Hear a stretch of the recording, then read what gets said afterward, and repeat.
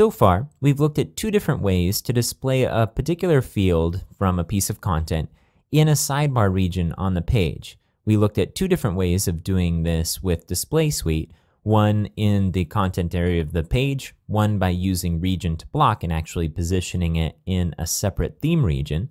And then we also looked at using panels to position it within the content area of the page.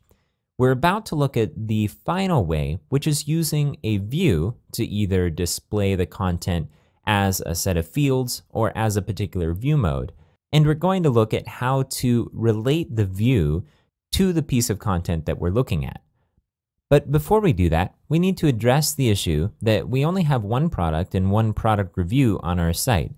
And part of how we're going to tell whether our view is working properly is by making sure that the correct content is displayed in relation to the review that we're looking at. And it's okay if you don't understand what I'm talking about here.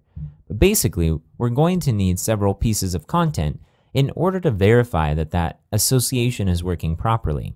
So before we dive into looking at views and getting deep into the configuration of views, we're going to look at how to import content from an outside source. In particular, we're going to import reviews, products, and eventually users. And we're going to do so using a module called feeds.